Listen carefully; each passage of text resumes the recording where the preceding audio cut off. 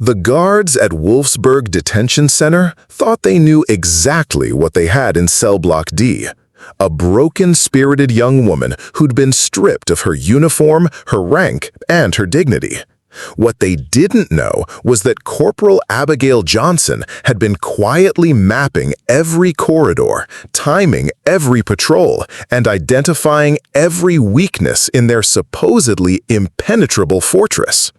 Before we continue, let us know where you're watching from. If you're enjoying this, don't miss out. Subscribe now for more. In just 72 hours, this 23-year-old British intelligence officer would orchestrate the most audacious prison break in European military history, leading 847 prisoners to freedom through a plan so brilliant that enemy commanders would study it for decades. But on this sunny Tuesday morning in occupied Belgium, as Abigail sat in her concrete cell staring at the barbed wire beyond her window, even she couldn't imagine how far her determination would take her. The morning sun streamed through the reinforced windows of Wolfsburg Detention Center, casting geometric shadows across the concrete floor of cell block D. Corporal Abigail Johnson sat cross-legged on her narrow bunk, her auburn hair pulled back in a regulation style that she maintained out of habit rather than requirement. At 23, she possessed the kind of understated presence that made people overlook her in a crowd, a trait that had served her well during her 2 years as a British Army intelligence officer and would serve her even better in the days to come. The detention center buzzed with its predictable morning routine. Guard boots echoed through sterile corridors as the night shift prepared to hand over duties to the day crew. Keys rattled against metal bars, and the distant clatter of breakfast trays being loaded onto carts provided a rhythmic backdrop to another day in captivity. Abigail had been listening to these sounds for 17 days now, cataloging each noise, timing each routine, building a mental map of the facility that would make her former instructors at the Royal Military Academy proud. She was small by military standards, barely 5 feet 4 inches tall and weighing perhaps 130 pounds. But her compact frame concealed muscles built through years of specialized training that few people knew she possessed. Her fellow prisoners saw a quiet young woman who kept to herself, reading dog-eared paperbacks and sketching in a notebook that the guards had allowed her to keep. What they couldn't see was that every sketch was actually a detailed floor plan. Every casual conversation was intelligence gathering, and every moment of apparent compliance was carefully calculated preparation. Wolfsburg had been designed as a temporary holding facility for captured Allied personnel before their transfer to permanent POW camps deeper in German territory. The complex housed nearly 900 prisoners in 4 separate blocks, each containing men and women from different branches of various Allied forces. Block A held captured air crews, pilots and navigators whose aircraft had been shot down over occupied Europe. Block B contained infantry soldiers taken during failed reconnaissance missions or partisan operations. Block C was reserved for senior officers and high-value prisoners, while Block D, where Abigail resided, housed intelligence personnel, communication specialists, and others considered potentially dangerous to German operations. The irony wasn't lost on her that being placed in the dangerous block had actually provided her with the most valuable resource: fellow prisoners with specialized knowledge of escape tactics, resistance operations, and military strategy. While the German guards saw Block D as containing the most significant security risks, they failed to recognize that concentrating so much expertise in one location had created the perfect conditions for exactly the kind of coordinated resistance they feared. Abigail's cellmate, Flight Lieutenant Sarah Mitchell from the Royal Air Force, had been shot down 3 weeks earlier while flying a reconnaissance mission over Belgian rail yards. At 31, Sarah possessed the weathered confidence of someone who'd survived dozens of dangerous missions, but she'd spent her captivity growing increasingly frustrated with what she perceived as the hopelessness of their situation. She lay on her bunk now, staring at the ceiling with the hollow expression that Abigail had seen creeping across too many faces in recent days. "Another beautiful morning in paradise," Sarah muttered, her Yorkshire accent thick with sarcasm. "I wonder what delightful activities our hosts have planned for us." Abigail smiled slightly, her attention seemingly focused on the notebook in her lap. "Actually, I think today might be more interesting than usual," she replied quietly, her voice carrying just a hint of her Manchester upbringing. Sarah turned her head, studying her young cellmate with new interest. Over the past 2 weeks, she'd grown accustomed to Abigail's habit of making seemingly casual observations that turned out to be remarkably insightful. The girl had an eye for detail that bordered on the supernatural, noticing patterns and connections that escaped even experienced military personnel. "What kind of changes?" Sarah asked, lowering her voice instinctively. "Third shift has been understaffed for the past 4 days," Abigail explained, still sketching in her notebook. "They're rotating guards between sections more frequently, which creates windows of opportunity. Plus, there's been increased radio chatter from the command center. Something's making them nervous." What Abigail didn't mention was that she'd been systematically testing the facility's security measures since her second day of captivity. Her background in intelligence work had taught her to think in terms of systems and vulnerabilities, and Wolfsburg's systems had more vulnerabilities than their commanders realized. The mess hall during lunch period revealed the true scope of Abigail's challenge. Nearly 900 Allied prisoners moved through the serving line with the mechanical precision of people who'd learned to find routine in captivity. British, American, Canadian, French, and Polish voices mingled in a dozen different conversations, but beneath the surface chatter lay an undercurrent of resignation that had been growing stronger each day. Abigail moved through the line with her metal tray, observing the invisible hierarchies that had developed among the prisoner population. The senior officers commanded automatic respect, their voices carrying weight in discussions about conditions, treatment, and the ever-present speculation about liberation or prisoner exchanges. Combat veterans shared war stories and maintained the brotherhood forged in battle. Pilots clustered together, their shared experiences of aerial combat creating bonds that transcended national boundaries. And then there were people like Abigail, young, lower-ranking personnel who were acknowledged but not truly heard when discussions turned to serious matters. At 23 and holding the rank of corporal, she found herself in the peculiar position of being simultaneously respected for her intelligence background and dismissed because of her age and apparent inexperience. The other prisoners saw her as competent but untested, someone who might be useful for gathering information, but certainly not someone to look to for leadership in a crisis. The problem went deeper than simple rank structure. Wolfsburg's prisoner population had unconsciously sorted itself into groups based on perceived capabilities and experience. The senior officers, men like Colonel William Hartley of the British 8th Army and Major Robert Chen of the U.S. Army Rangers, naturally assumed leadership roles in prisoner committees and informal decision-making processes. Their military experience was extensive, their knowledge of escape procedures theoretical but comprehensive, and their authority unquestioned. But their experience had been gained in conventional military operations, where resources were abundant and support systems existed. Prison escape required a different kind of thinking, more creative, more flexible, and more willing to exploit opportunities that traditional military doctrine might consider too risky or unconventional. Abigail had been trained specifically for operations behind enemy lines, where improvisation and unconventional tactics were not just useful but essential for survival.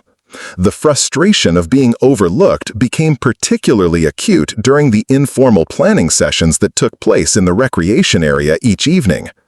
Colonel Hartley would hold court near the chess tables, discussing escape possibilities with the same methodical approach he'd used for military campaigns. His plans were thorough, well-researched, and completely impractical given their actual circumstances. The standard protocol, Hartley explained to his usual audience of senior officers and combat veterans, is to establish communication with local resistance networks, acquire civilian clothing and identification papers, then execute a coordinated breakout during a shift change or weather event. Major Chen nodded approvingly. Intelligence suggests there are active partisan groups operating within 50 kilometers of this facility. If we could establish contact, they might be able to provide outside support for a mass escape operation. Abigail sat at a nearby table, ostensibly reading but actually listening to every word. The plans they discussed weren't wrong exactly, but they relied on resources and support systems that simply didn't exist in their current situation. We've invested considerable effort in bringing you this story. If you find it engaging, please consider subscribing to our channel. Your support is greatly appreciated. Now, let's return to the narrative. They were planning as if they had access to intelligence networks, communication equipment, and outside assistance, none of which were available to prisoners in a high-security detention facility. More importantly, their plans failed to account for the specific vulnerabilities that Abigail had been identifying in Wolfsburg's security system. They were thinking like military officers planning a campaign, rather than like intelligence operatives planning a covert operation. The difference was crucial, but her attempts to contribute to these discussions had been politely dismissed or redirected to more appropriate tasks, like gathering information about guard schedules or facility layouts. Flight Lieutenant Sarah Mitchell had become increasingly frustrated with this dynamic. "It's maddening," she confided to Abigail during their evening walk around the exercise yard. "They ask for your observations about guard rotations and patrol patterns, then ignore your suggestions about how to exploit them. They see you as a source of information, not as someone capable of strategic thinking." Abigail nodded, watching the guard towers that surrounded the facility. "It's understandable, really. They're senior officers with years of command experience. I'm a corporal who's been in the Army for 2 years. From their perspective, there's a clear hierarchy of expertise." "But you're intelligence-trained," Sarah pointed out. "You've been taught to think differently about these situations. That should count for something." "Should," Abigail agreed. "But in practice, rank and experience carry more weight than specialized training. They see my age and rank before they consider my capabilities." The irony was that while the senior officers planned elaborate schemes requiring outside assistance, Abigail had been quietly identifying opportunities for a breakout that could be executed using only resources currently available within the facility. Her intelligence training had taught her to work with constraints, rather than hoping for ideal conditions, to find creative solutions using limited materials, and to think several steps ahead of potential opposition. What the senior officers and fellow prisoners couldn't see was the extensive preparation Abigail had been conducting since her 3rd day at Wolfsburg. While others spent their free time playing cards, writing letters, or simply trying to endure the monotony of captivity, Abigail had been systematically studying every aspect of the facility's operations with the methodical precision of someone trained in intelligence gathering. Her notebook, which guards assumed contained personal reflections and sketches to pass time, actually held detailed floor plans of all 4 cell blocks, complete guard rotation schedules, and timing charts for every routine activity within the facility. She'd managed to create these by combining direct observation with information gathered through seemingly casual conversations with prisoners who worked in different areas of the complex. The kitchen detail had unknowingly provided her with layouts of the service corridors and loading docks. Prisoners assigned to laundry duty had described the basement tunnel system used for utilities and storage. Men working in the motor pool had sketched vehicle schedules and fuel storage locations during what they thought were friendly conversations about their pre-war mechanical experience. Each piece of information had been carefully collected and integrated into a comprehensive understanding of Wolfsburg's vulnerabilities. But Abigail's most valuable asset wasn't her intelligence training.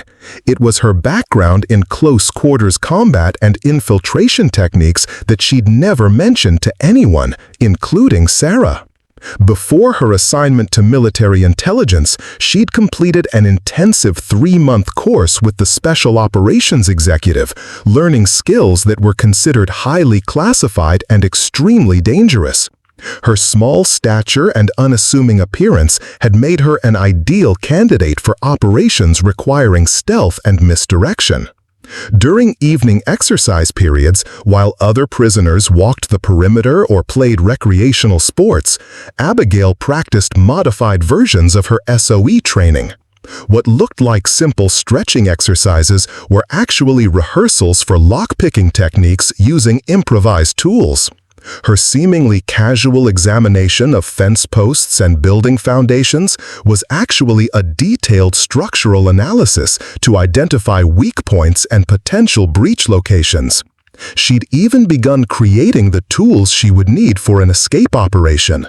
The metal frame from her mattress had provided thin steel strips that could be shaped into lockpicks with enough patience and the right abrasive surfaces. Electrical wire salvaged from a broken radio in the recreation room had been carefully unwound and hidden within the binding of her notebook. Thread pulled from her uniform had been braided into stronger cordage and concealed inside the seams of her clothing. Most importantly, Abigail had been studying the human element of Wolfsburg's security system. She'd memorized the personalities, habits, and weaknesses of every guard in the facility. Sergeant Klaus Weber, who supervised the evening shift, had a tendency to extend his dinner break when his favorite meal was being served.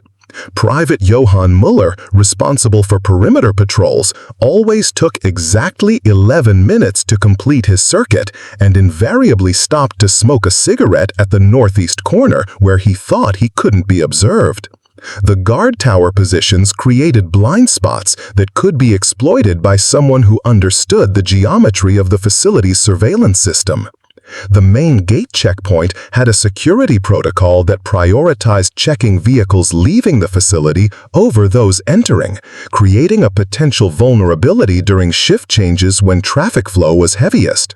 Perhaps most significantly, Abigail had identified a critical flaw in the facility's emergency procedures. During her second week of captivity, a small fire in the kitchen triggered a partial evacuation of Block B. She'd watched with professional interest as guards struggled to coordinate the response, noting that their emergency protocols assumed that threats would come from outside the facility rather than from within. The communication system between guard towers relied on a single radio frequency that could potentially be disrupted or monitored with the right equipment. The backup power generators were located in an unsecured building outside the main perimeter, protected only by a simple lockjack that could be defeated in less than 30 seconds by someone with her training. During conversations with fellow prisoners, Abigail had also been quietly assessing their potential contributions to an escape operation. She'd identified at least 20 individuals with specialized skills that could prove valuable. Engineers who understood structural vulnerabilities, radio operators who could potentially establish communications, mechanics who could disable or operate vehicles, and combat veterans who could provide security during a breakout operation. But her most important discovery had come during a conversation with Corporal David Murphy, an Irish explosive specialist who'd been captured during a sabotage mission in northern France. Murphy had casually mentioned that he'd noticed chemical supplies in the maintenance shed that could potentially be combined to create diversionary devices. He'd made the observation as an interesting curiosity, but Abigail immediately recognized its significance for escape planning. The pieces of her plan were falling into place, each element carefully researched and tested within the constraints of prison life. She had the knowledge, the tools, and increasingly the network of skilled individuals who could execute a coordinated escape operation. What she lacked was the authority to implement her plan and the respect of her fellow prisoners necessary to coordinate such a complex undertaking. The weekly prisoner committee meeting took place every Thursday evening in the Block A recreation area, where senior officers gathered to discuss conditions, coordinate complaints to German authorities, and maintain military discipline among the prisoner population. Colonel Hartley presided over these sessions with the same formal structure he'd used for staff meetings during his active military service, complete with agenda items, status reports, and official protocols. Abigail had been attending these meetings for 3 weeks, initially welcomed as a representative from Block D's intelligence personnel. Her detailed observations about guard routines and facility procedures had been valuable during the committee's first discussions about potential escape planning. However, as conversations progressed from information gathering to actual strategic planning, her role had gradually shifted from participant to observer. The transformation had been subtle but unmistakable. When Colonel Hartley opened discussion about escape possibilities, he directed his questions to Major Chen, Squadron Leader Williams of the RAF, and other senior officers. When specific tactical issues arose, he turned to combat veterans with battlefield experience. When technical problems needed solutions, he consulted with engineers, mechanics, and specialists whose expertise was immediately relevant to the challenge at hand. Abigail's contributions were acknowledged politely but rarely explored in depth. When she suggested that the facility's emergency procedures represented a significant vulnerability, Colonel Hartley thanked her for the observation and asked her to prepare a detailed report for the committee's review. When she proposed that a coordinated distraction operation could create opportunities for multiple breakout attempts, Major Chen complimented her creativity but explained that such operations required command experience that came only from leading men in actual combat situations. The most frustrating example had occurred during their discussion of potential escape routes. Abigail had carefully mapped 17 different paths from various points within the facility to the surrounding countryside. Each route analyzed for concealment opportunities, distance to potential safe houses, and likelihood of successful evasion. Her presentation had been thorough, well-documented, and based on weeks of careful observation and research. Squadron Leader Williams had listened attentively, asked several clarifying questions, and then explained why most of her proposed routes were impractical. "You've done excellent reconnaissance work, Corporal," he'd said with genuine appreciation, "but escape route planning requires understanding terrain from an operational perspective, not just a theoretical one. These routes might look feasible on paper, but they don't account for the realities of moving through hostile territory with limited resources and no local support." The dismissal had been delivered kindly, but it stung nonetheless. Williams was undoubtedly an experienced officer, but his experience had been gained flying reconnaissance missions over occupied Europe, not infiltrating enemy territory on foot. His understanding of operational perspective was based on aerial observation and traditional military doctrine, while Abigail's training had specifically focused on ground-level infiltration and evasion techniques. Similar patterns emerged during every committee discussion. Her intelligence training was valued for gathering and analyzing information, but when conversations turned to leadership decisions or operational planning, the senior officers automatically assumed control. They saw her as a valuable asset for specific tasks, but not as someone capable of independent strategic thinking or command responsibility. The most painful reminder of her status came during a heated debate about the timing of potential escape attempts. Major Chen had argued for waiting until Allied forces advanced closer to their position, reducing the distance escapees would need to travel through enemy territory. Colonel Hartley favored a more immediate timeline, believing that longer captivity would weaken prisoner morale and physical condition. When Abigail suggested that their timing should be based on exploiting specific vulnerabilities in the facility's security rotation rather than external military developments, both officers had exchanged a look of polite but unmistakable condescension. Major Chen had smiled and explained that strategic planning required balancing multiple factors beyond immediate tactical opportunities.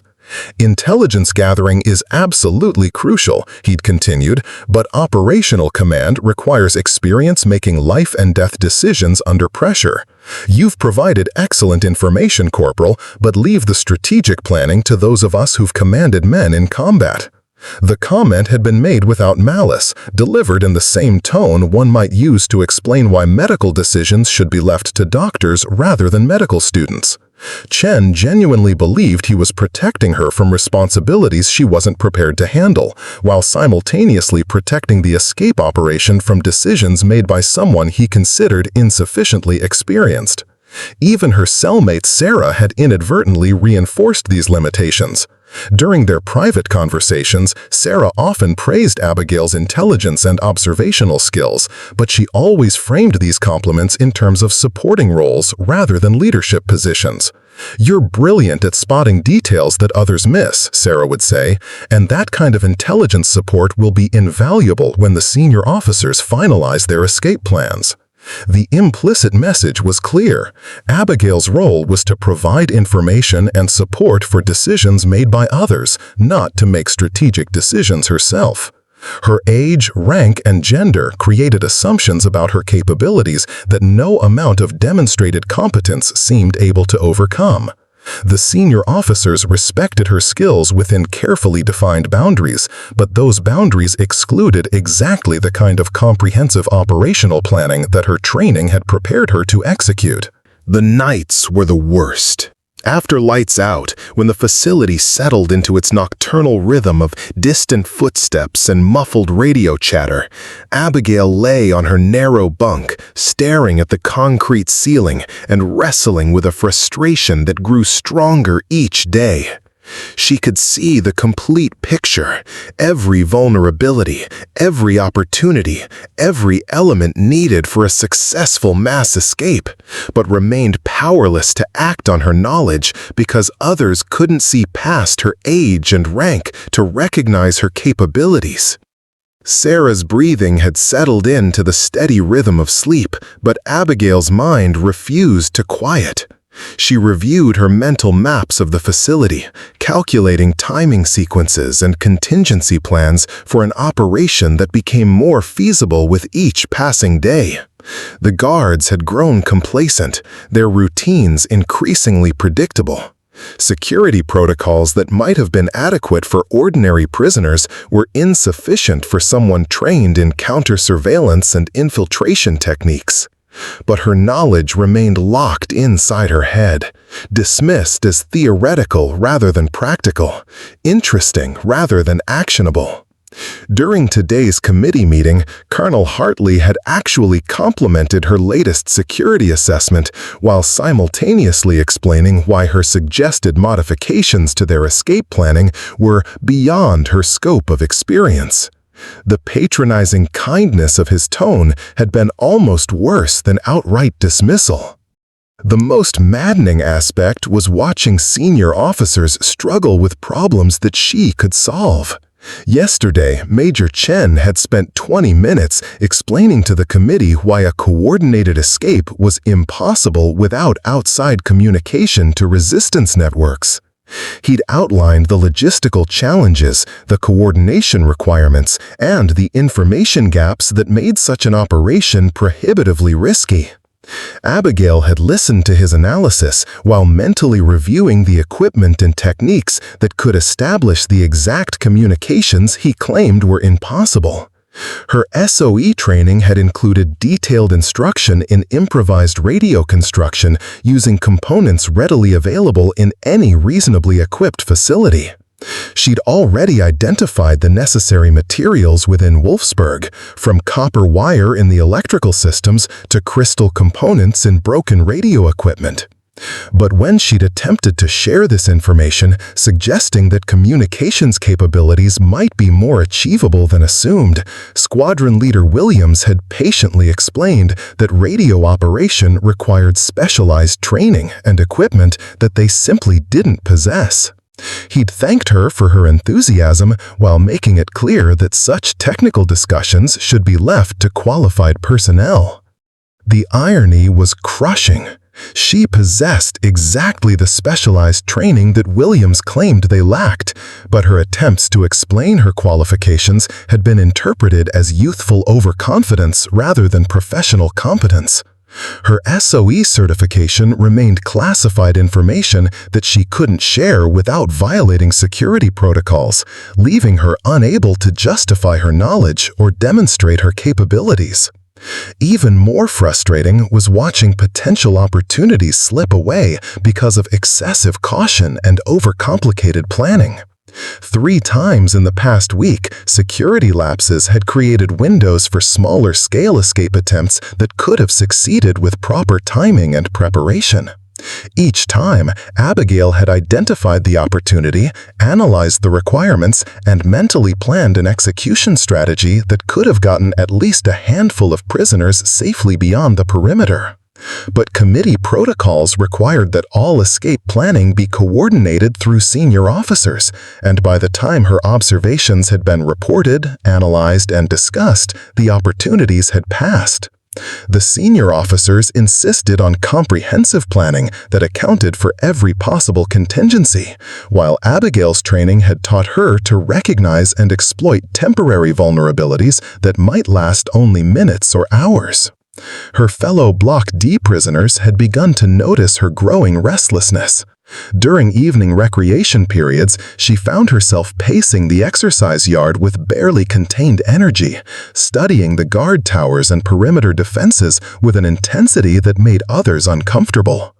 Corporal Murphy, the Irish explosive specialist, had jokingly asked if she was planning to tunnel under the fence with her fingernails.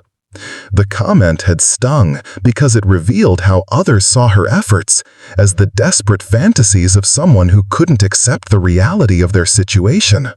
They didn't understand that her systematic observation and planning represented professional reconnaissance, not wishful thinking. Her training had taught her that successful operations began with exactly this kind of detailed preparation, but to untrained observers, her behavior appeared obsessive rather than professional. Sarah had grown increasingly concerned about what she called Abigail's intensity. During their evening walks, she'd begun suggesting that Abigail try to find peace with their situation rather than constantly looking for problems to solve. "You can't carry the weight of everyone's freedom on your shoulders," Sarah had said gently. "Sometimes the best thing you can do is take care of yourself and wait for better opportunities." But waiting felt like betrayal when she could see so clearly how those better opportunities could be created. Every day of delay meant more prisoners growing weaker, more guards becoming familiar with current security gaps, and more chances for the facility's vulnerabilities to be discovered and corrected. Her knowledge was like having the key to everyone's cell while being told that unlocking doors wasn't her responsibility. Tonight, as she listened to Sarah's peaceful breathing and the distant sounds of the facility's night routine, Abigail made a decision that had been building for weeks.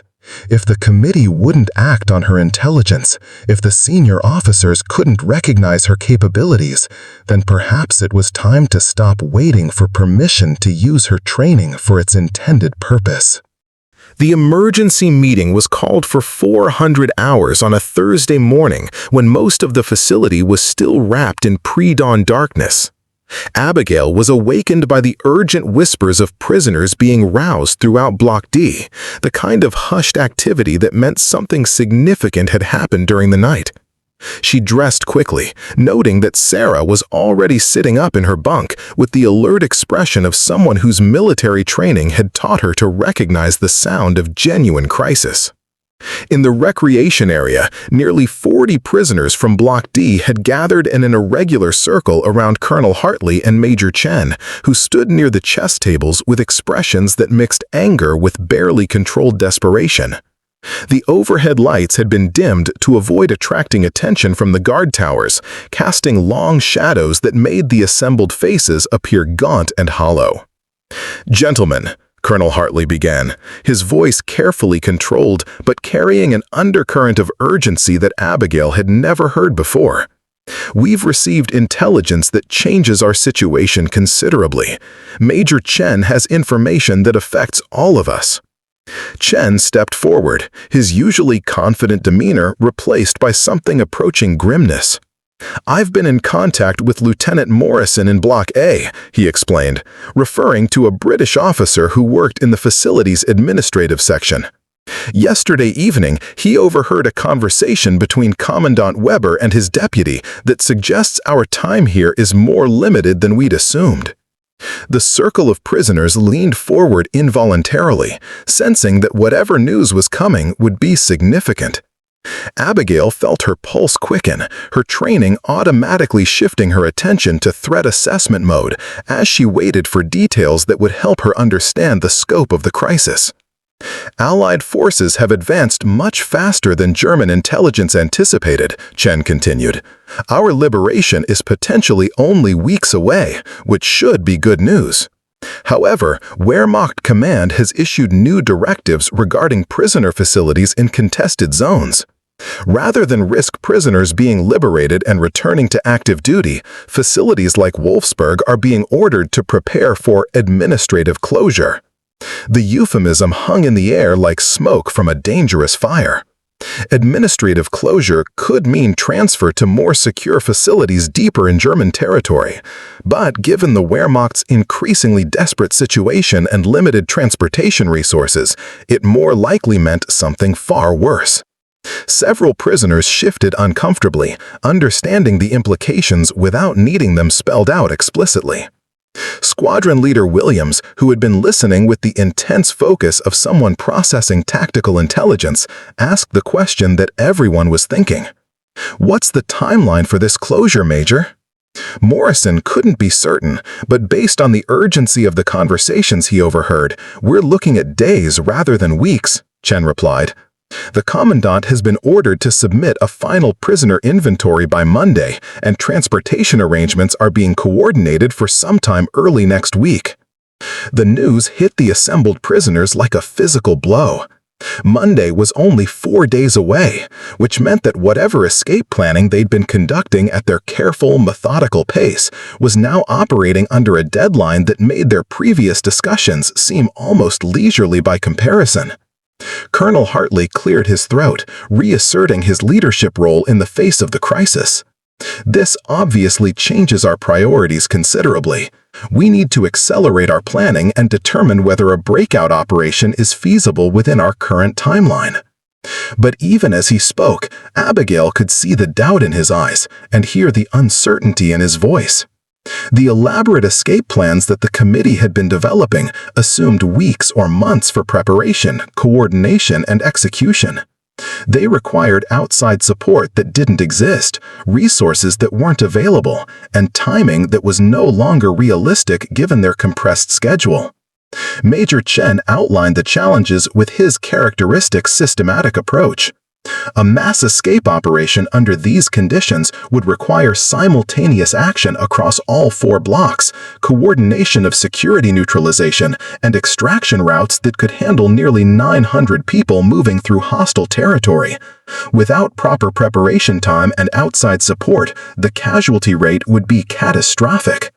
The mathematical reality was sobering. Even under ideal conditions, escape operations carried significant risks. Attempted under current constraints, with inadequate preparation and no external coordination, a mass breakout would likely result in the majority of prisoners being recaptured or killed within hours of leaving the facility. As the discussion continued, with senior officers analyzing variables and calculating probabilities, Abigail felt a familiar sensation, the crystalline clarity that came when her training engaged fully with a tactical problem.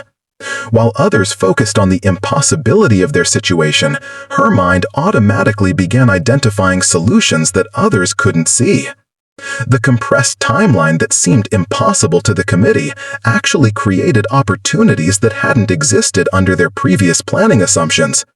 Emergency situations disrupt normal security protocols and created windows of vulnerability that could be exploited by someone trained to think in terms of rapid adaptation rather than comprehensive preparation.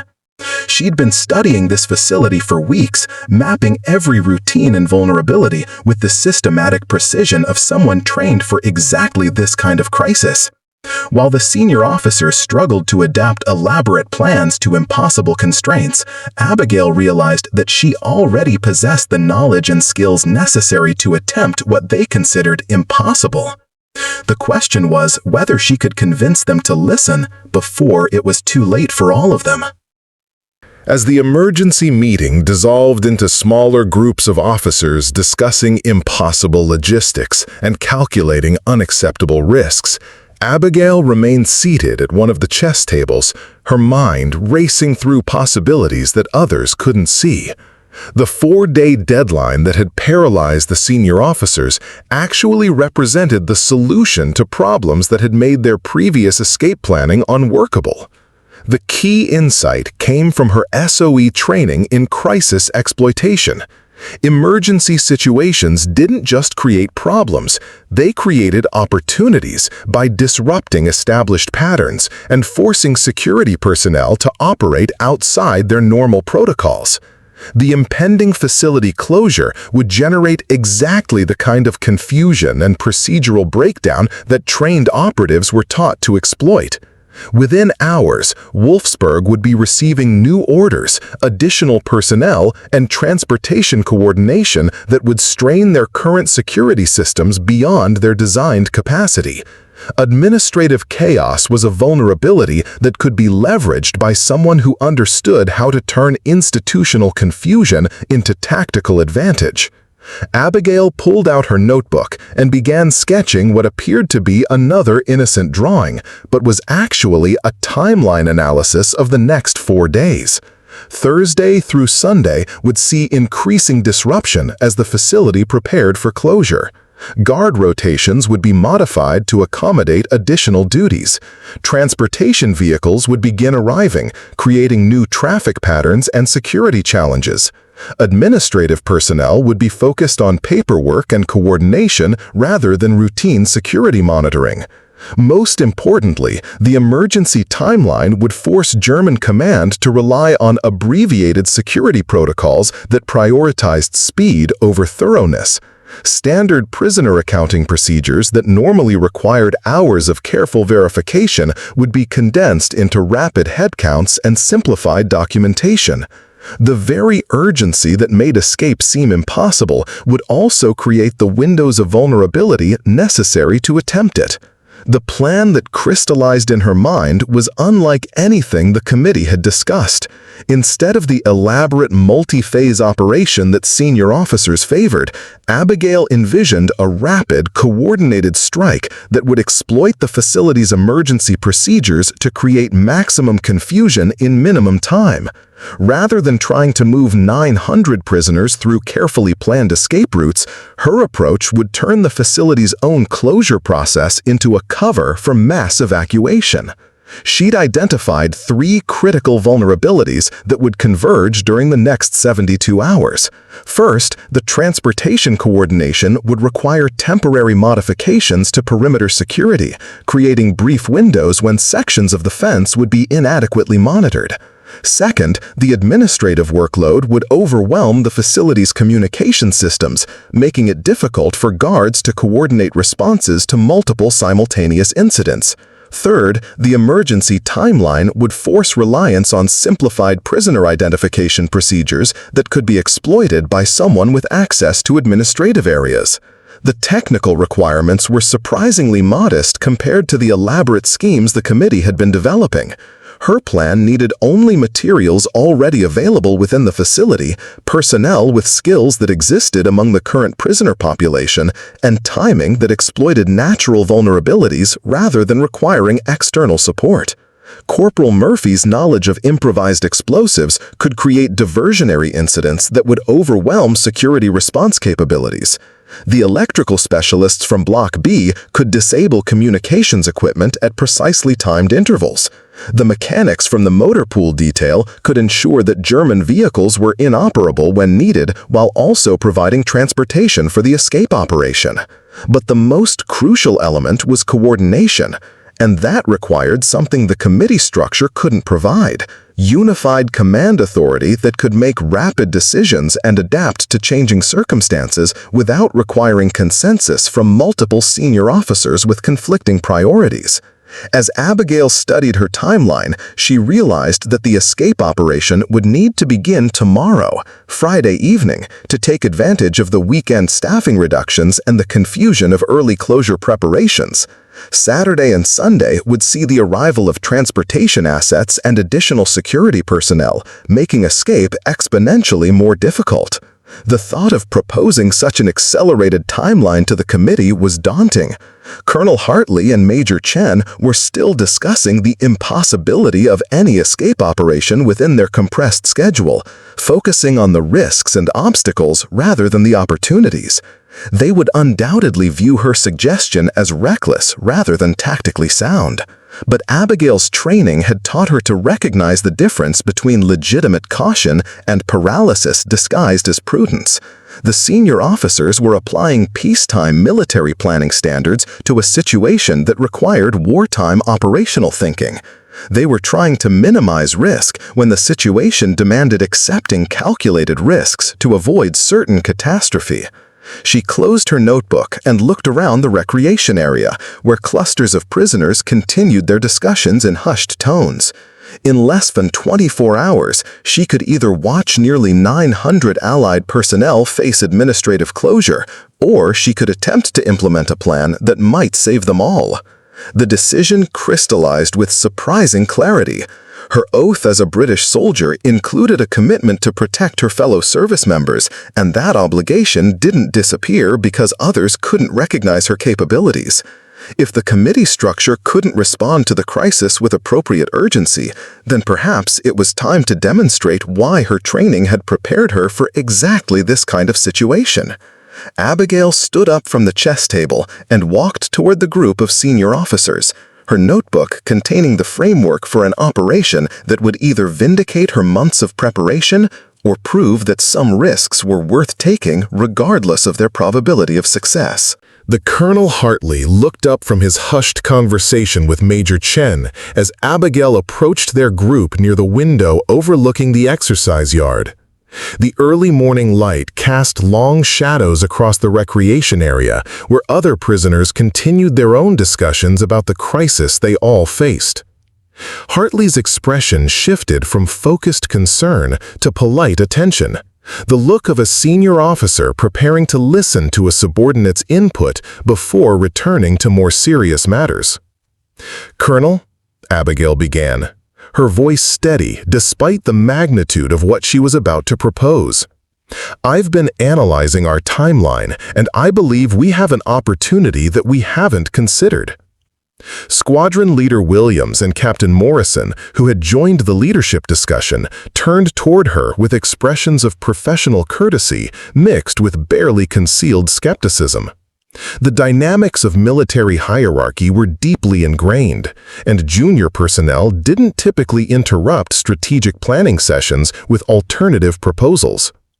"What kind of opportunity?" Corporal asked, his tone suggesting that he was willing to listen but not expecting anything revolutionary from someone of her rank and experience. Abigail opened her notebook to the timeline she'd been developing. The facility closure creates vulnerabilities that actually make escape more feasible, not less. The emergency protocols and administrative chaos will disrupt their security systems in ways that we can exploit. Major Chen leaned forward to examine her sketches, his expression shifting from polite interest to professional attention as he recognized the tactical sophistication of her analysis. "These are very detailed observations, Martinez. You've clearly put considerable thought into this." The problem, Chen continued, is that detailed observation isn't the same as operational planning. What you're describing would require coordination across all 4 blocks, precise timing, and command authority that simply doesn't exist in our current situation. Williams nodded in agreement. Even if your assessment of security vulnerabilities is accurate, executing an operation of this complexity under emergency conditions would be extraordinarily risky. We'd be gambling the lives of 900 people on a plan that depends on everything going perfectly. The dismissal was delivered with professional courtesy, but it carried the weight of final judgment. These men had commanded hundreds of soldiers in combat operations, had made life-and-death decisions under pressure, and had the experience to recognize the difference between theoretical possibility and practical feasibility. Colonel Hartley studied Abigail's notebook for a few more moments, then handed it back to her with an expression that mixed appreciation with gentle finality. "Corporal, your reconnaissance work has been invaluable, and your analysis of security patterns is impressively thorough. But what you're proposing isn't an escape plan. It's a military assault operation that would require resources, coordination, and command structure that we simply don't possess." "With respect, sir," Abigail began, feeling her frustration building despite her efforts to maintain professional composure, "I believe the operation is more feasible than it appears.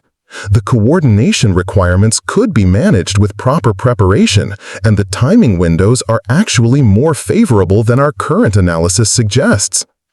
Captain Morrison, who had been listening with growing concern, stepped forward with the expression of someone trying to prevent a junior officer from damaging her career through insubordination. "Corporal Martinez, I understand that the situation is desperate, and I appreciate your determination to help. But strategic planning requires experience that comes from commanding men in actual combat situations. Theoretical knowledge isn't sufficient for operations of this magnitude." The words stung because they echoed every dismissal she'd received since arriving at Wolfsburg. Her specialized training, her months of preparation, her systematic analysis of the facility's vulnerabilities, all of it was being reduced to theoretical knowledge by officers who possessed conventional military experience but lacked her specific expertise in covert operations. Squadron Leader Williams attempted to soften the rejection with encouragement. "Your intelligence work will be crucial whatever we decide to do. We need you to continue monitoring security patterns and identifying any changes in their procedures. That information will be vital for whatever operation we eventually implement." The offer was meant kindly, but it reinforced exactly the limitation that Abigail had been fighting against for weeks. Once again, she was being assigned to an information-gathering role, while strategic decisions remained the exclusive province of senior officers, whose experience, however extensive, wasn't necessarily relevant to their current situation. Major Chen consulted his watch and turned back toward the group of senior officers. "We need to continue our planning session and develop realistic options for the committee's consideration. Corporal, thank you for your input. Please continue your excellent reconnaissance work and report any significant changes in facility procedures." As the senior officers returned to their discussion, Abigail found herself standing alone with her notebook, watching through the window as German guards conducting their morning perimeter inspection. The irony was overwhelming. She possessed exactly the training and expertise needed to implement the operation they claimed was impossible. But their inability to see past her rank and age meant that her capabilities would remain unused until it was too late for everyone. The conversation continued behind her, focused on damage control rather than decisive action, on minimizing casualties rather than preventing them entirely. She listened to experienced officers apply conventional wisdom to an unconventional situation and realized that waiting for their approval would mean watching 900 Allied personnel face whatever administrative closure actually entailed. That evening, as the facility settled into its routine quiet period following dinner, Abigail sat on her bunk, staring at the detailed plans spread across her notebook. Sarah lay reading nearby, occasionally glancing over with growing concern about her cellmate's obvious inner turmoil. The decision that had been building for weeks now demanded immediate resolution. She could continue following protocol and watch everyone face almost certain death, or she could act on her training and attempt to save them all. The committee's final meeting had concluded an hour earlier with the predictable result: no consensus on any viable escape plan. Colonel Hartley had outlined 3 potential options, each requiring resources they didn't possess or coordination they couldn't achieve. Major Chen had presented a mathematical analysis proving that any escape attempt under current conditions would result in casualties exceeding 70%. Squadron Leader Williams had suggested that their best hope was to trust in Allied liberation forces reaching them before administrative closure was implemented. In other words, they had chosen to do nothing and hope for external salvation that might arrive too late. The decision was understandable from their perspective. Senior officers trained to minimize risk and preserve personnel couldn't justify gambling 900 lives on what appeared to be a desperate gamble. But Abigail's training had taught her to recognize when avoiding risk became the greatest risk of all. She closed her notebook and turned towards Sarah, who had put down her book and was studying her with the concerned expression of someone who recognized internal conflict. "You're thinking about doing something foolish, aren't you?" Sarah asked quietly. The question hung in the air between them. Sarah's tone carried no judgment, only the concern of someone who'd grown to care about her cellmate's welfare over their weeks of shared captivity. But beneath the concern was an understanding that had been developing. Sarah was beginning to recognize that Abigail possessed capabilities that others couldn't see. "The committee has decided that escape is impossible," Abigail replied carefully.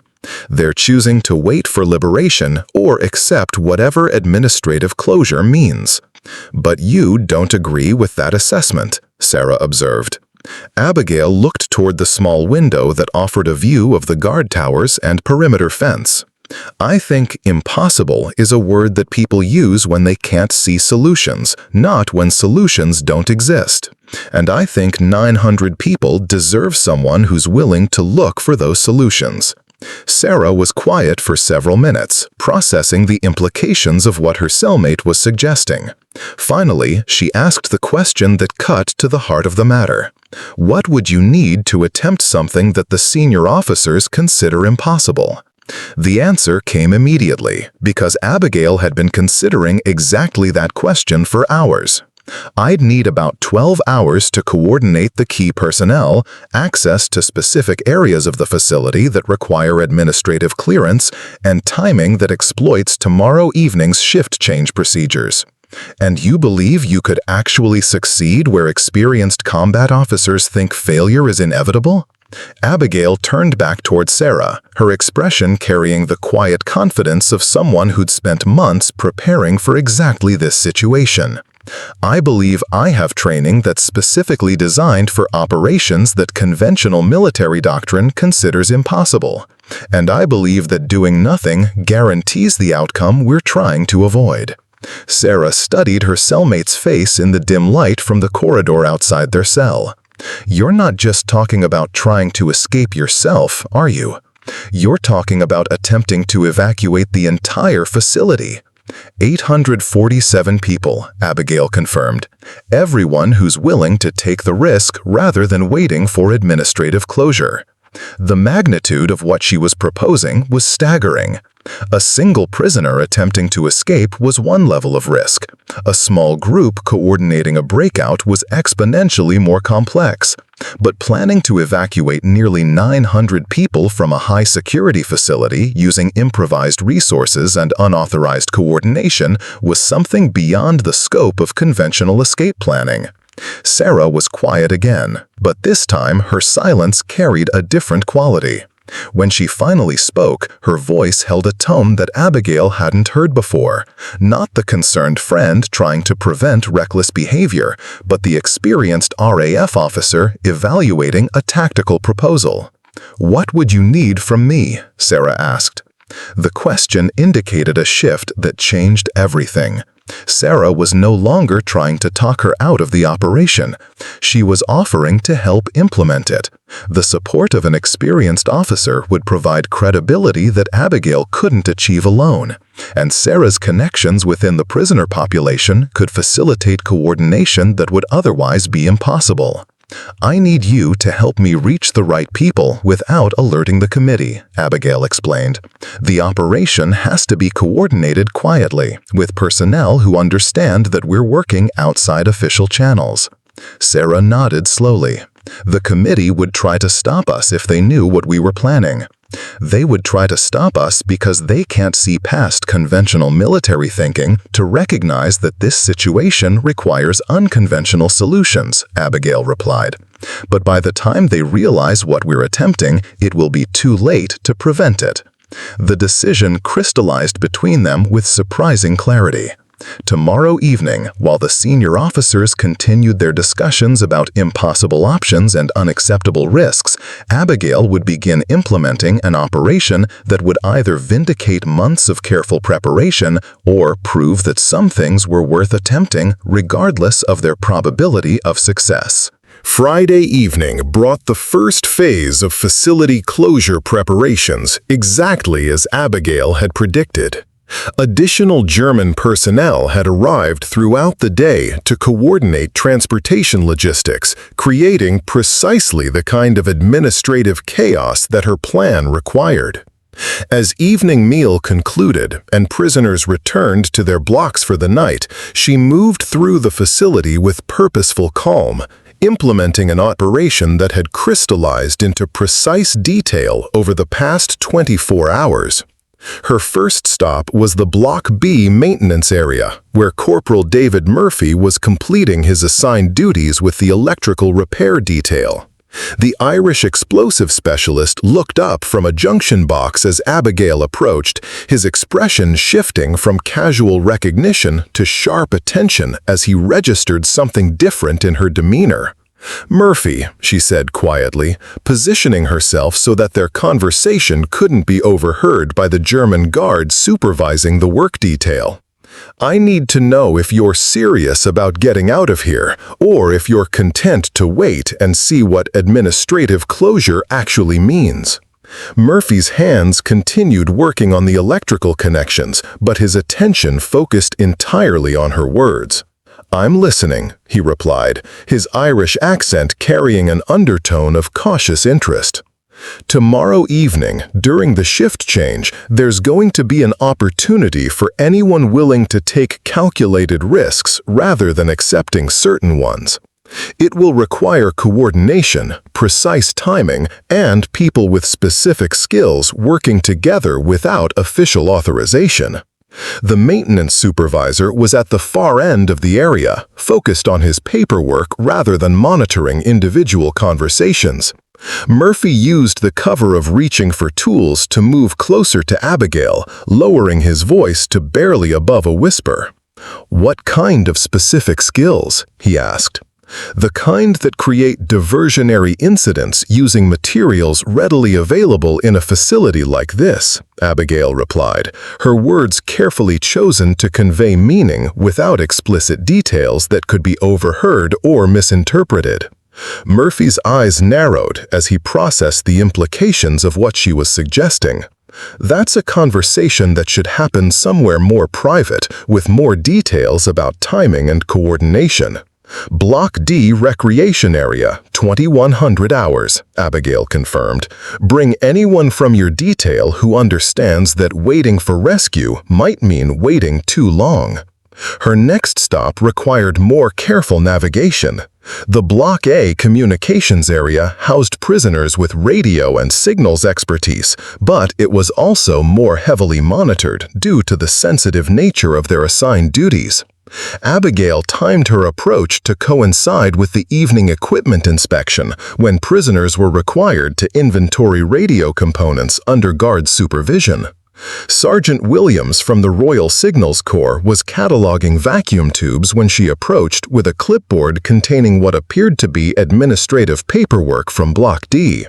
The guard supervisor assumed she was conducting routine coordination between blocks, exactly as she'd planned.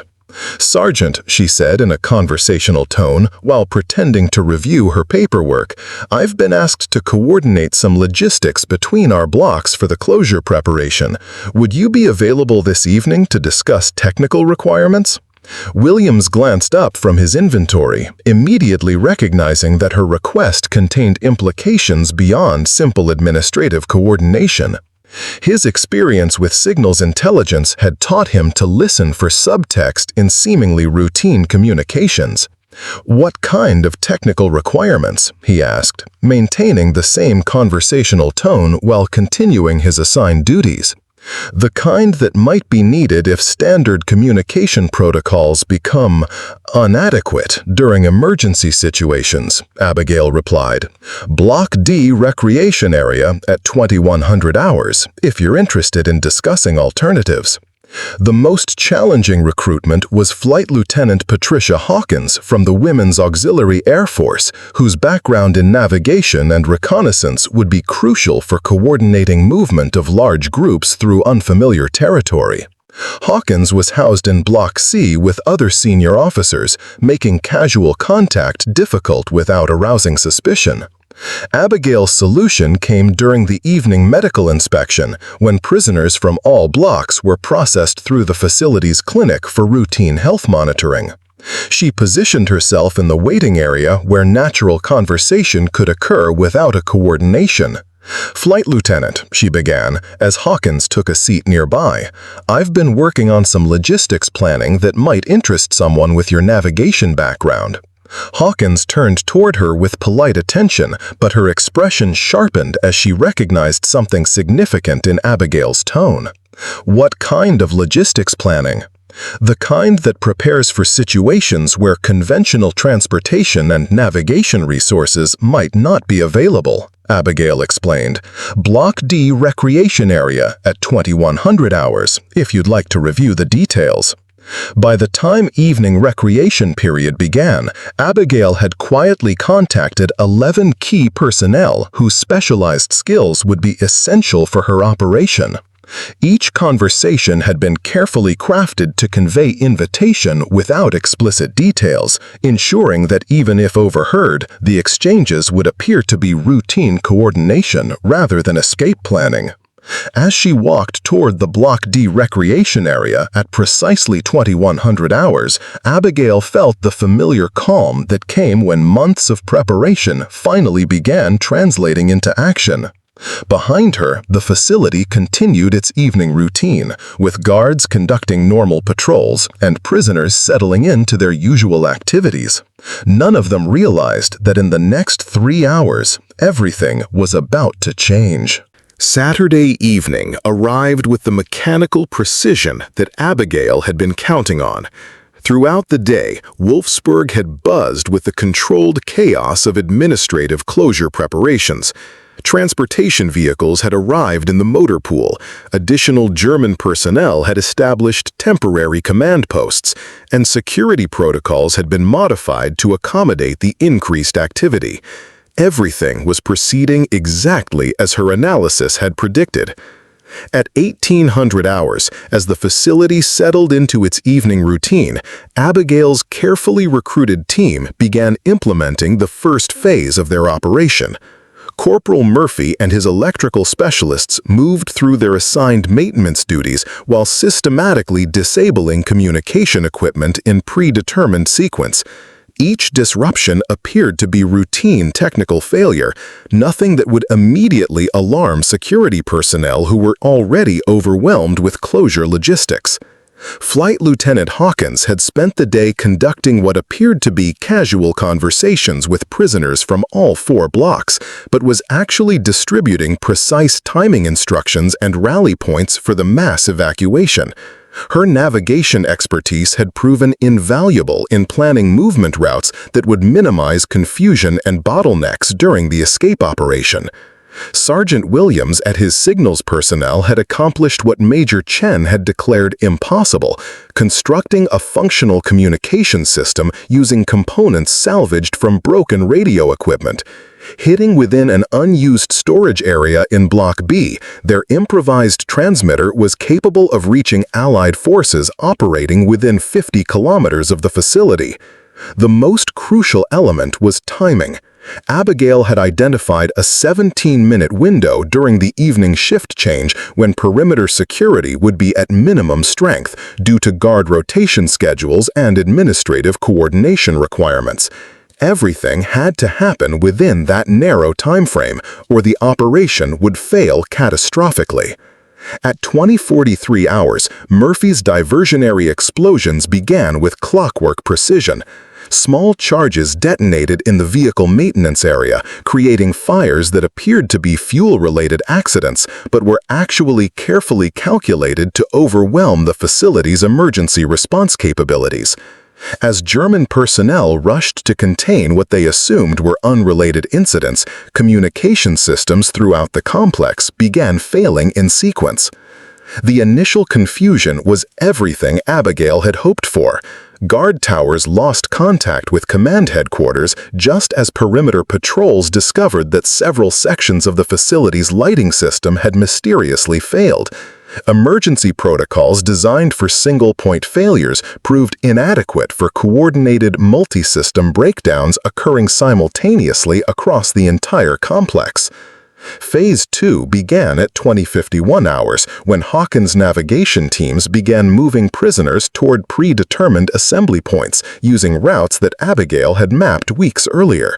The evacuation proceeded with surprising order as months of military discipline overcame the natural panic that might have accompanied such a dramatic operation. But the most challenging moment came when Colonel Hartley and Major Chen discovered what was happening.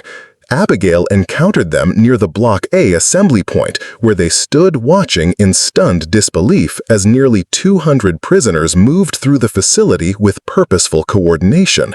"Martinez," Colonel Hartley's voice carried across the courtyard with unmistakable authority.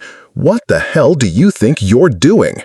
Abigail paused in her coordination duties, knowing that this confrontation had been inevitable. "Sir, I'm implementing the escape operation that the committee deemed impossible." Major Chen stepped forward, his expression mixing anger with grudging amazement. "You're conducting an unauthorized military operation that could get everyone killed. I'm ordering you to cease this immediately and return prisoners to their quarters."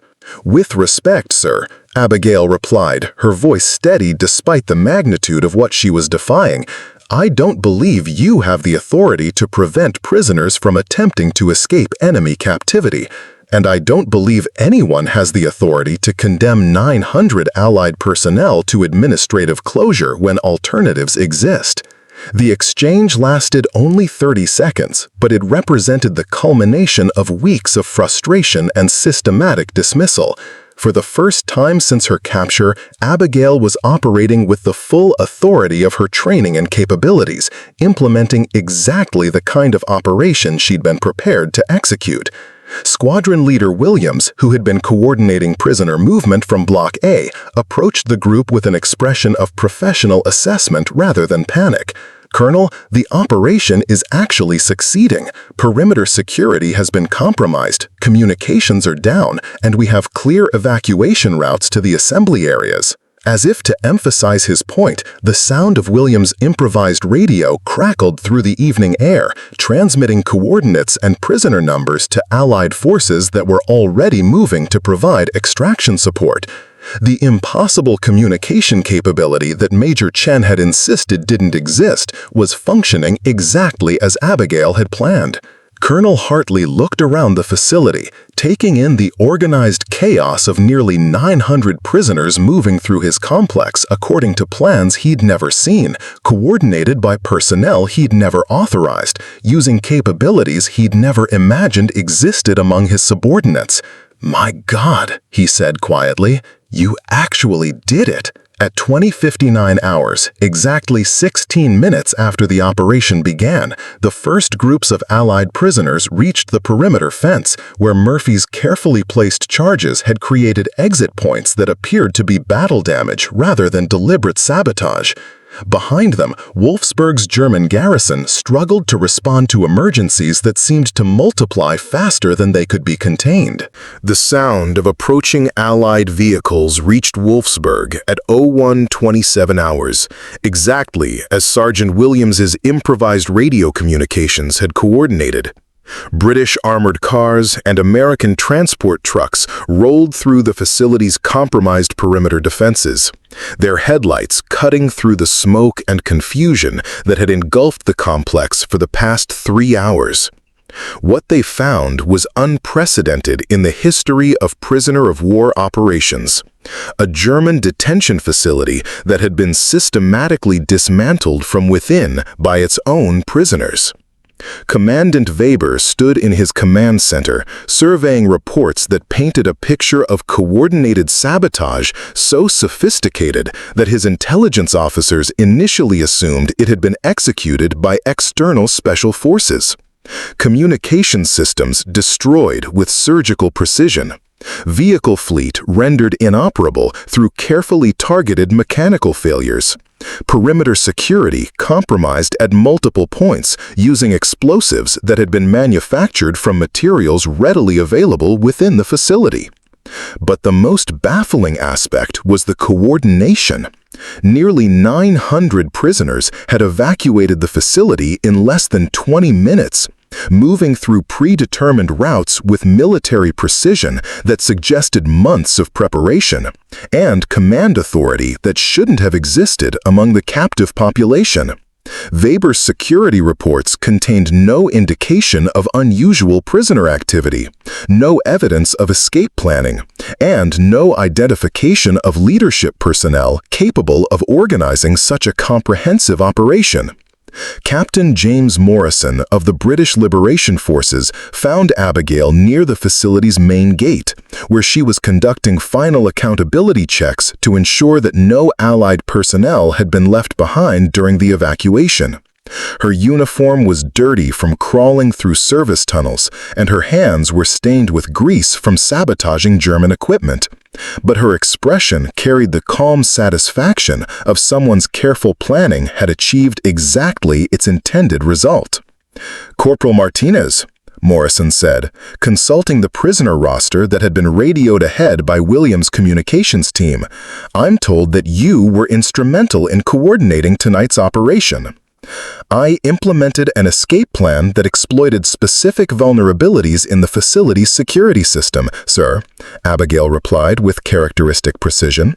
"The operation succeeded because of excellent coordination by personnel with specialized skills and months of careful preparation." Morrison looked around the facility, where German guards were being processed as prisoners, while Allied personnel conducted systematic searches for intelligence materials. Smoke still rose from the diversionary fires that had provided cover for the initial phase of the operation, and the complex's lighting system remained partially disabled from Murphy's carefully targeted electrical sabotage. "Corporal, I've been briefing prisoner liberation operations for 18 months, and I've never seen anything approaching this level of coordination and effectiveness. How exactly did you manage to plan and execute a mass escape involving nearly 900 people without German intelligence detecting your preparations?" The question carried implications that extended far beyond simple curiosity about escape tactics. Morrison was processing the intelligence significance of what had occurred. A junior British officer had successfully implemented a covert operation that demonstrated capabilities normally associated with elite special forces units. Colonel Hartley approached their conversation with an expression that mixed embarrassment with grudging admiration. Behind him, Major Chen and Squadron Leader Williams were coordinating with Allied forces to ensure proper processing of liberated personnel and captured German materials. "Captain Morrison," Hartley said, "I believe you should know that Corporal Martinez planned and executed this operation without authorization from senior prisoner personnel. In fact, she implemented it over our explicit objections and direct orders to cease unauthorized activities." Morrison's eyebrows rose slightly as he processed this information. "Are you telling me that a corporal conducted an unauthorized military operation against the wishes of her superior officers?" "That's exactly what I'm telling you," Hartley replied. "And I'm also telling you that her unauthorized operation succeeded in ways that our authorized planning never could have achieved." The admission carried weight that transcended normal military hierarchy. A colonel was publicly acknowledging that a subordinate's judgment had proven superior to his own, that her capabilities had exceeded his assessment, and that her willingness to act independently had saved lives that conventional command structure would have lost. Major Chen joined the conversation with documents that he'd recovered from the German command center.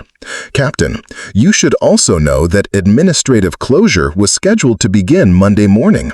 Transport vehicles were already en route to transfer prisoners to permanent facilities deeper in German territory."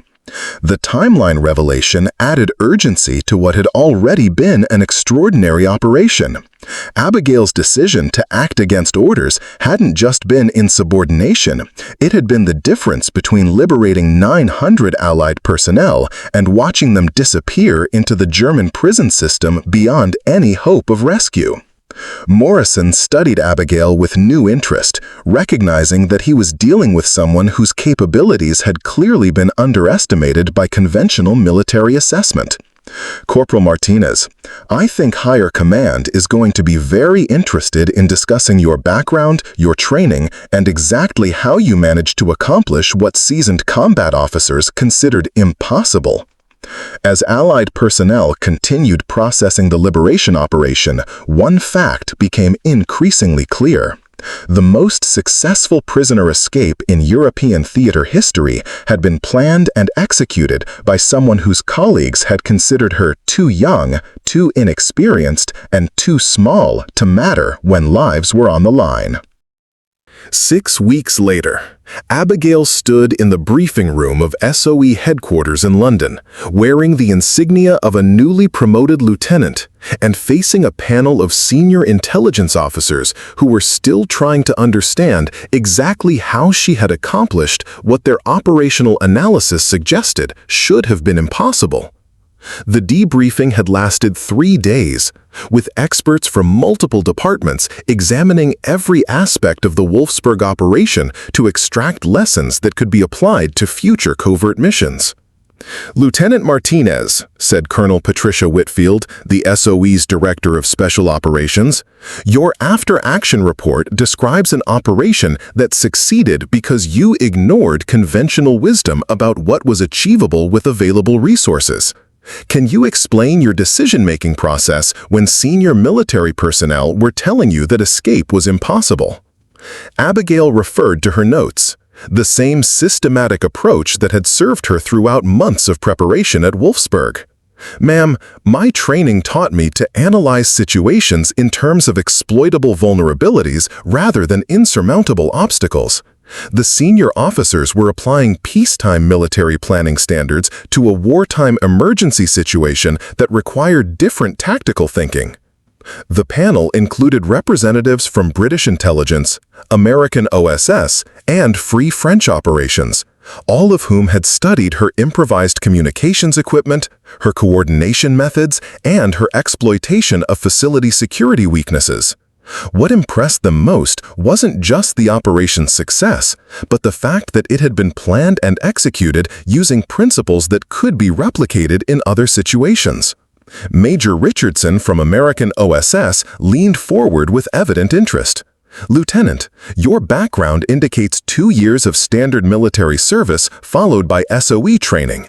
But the sophistication of your escape operation suggests capabilities that typically require much more experience. How do you account for that discrepancy?" "Sir, I believe that specialized training combined with systematic preparation can sometimes compensate for limited conventional experience. I spent months studying the facility and developing capabilities that others didn't know I possessed. When the crisis emerged, I was ready to implement solutions that appeared impossible to people who hadn't done the same preparation. The assessment report spread across the conference table told a remarkable story. Nearly 900 Allied personnel had been successfully evacuated from enemy territory with 0 casualties. German intelligence had been completely surprised by an operation they never detected during its planning phase. Equipment and techniques developed during the escape had proven valuable for subsequent covert operations throughout occupied Europe. But perhaps most significantly, the operation had demonstrated that conventional military hierarchy sometimes failed to recognize capabilities that didn't fit traditional patterns. Colonel Hartley and Major Chen had submitted reports acknowledging that their assessment of Abigail's capabilities had been inadequate, and recommending changes in how junior personnel with specialized training were evaluated and utilized. Colonel Whitfield consulted the final document in her folder, a letter bearing the seal of the Prime Minister's office. Lieutenant Martinez, your operation has attracted attention at the highest levels of government. The Prime Minister has specifically requested that personnel with your demonstrated capabilities be given opportunities commensurate with their proven abilities rather than their conventional qualifications. The implications were clear. Abigail's success at Wolfsburg had opened doors that would have remained closed for years under normal career progression. Her willingness to act when others couldn't had proven that competence and determination could overcome systematic underestimation. But more importantly, it had changed how intelligence services evaluated unconventional candidates for complex operations. As the debriefing concluded, Abigail found herself assigned to a new position that would have been unimaginable 6 months earlier. She would be leading a specialized unit tasked with developing escape and evasion procedures for Allied personnel operating behind enemy lines. Her methods would be studied, her techniques would be taught, and her approach to exploiting enemy vulnerabilities would become standard doctrine for covert operations. The assignment came with authority that matched her demonstrated capabilities, resources that reflected the importance of her work, and most importantly, the recognition that sometimes the most valuable officers were those who thought differently about what was possible. Walking through the corridors of SOE headquarters, Abigail reflected on the journey that had brought her from an overlooked logistics specialist to someone whose innovations were being implemented across Allied intelligence services.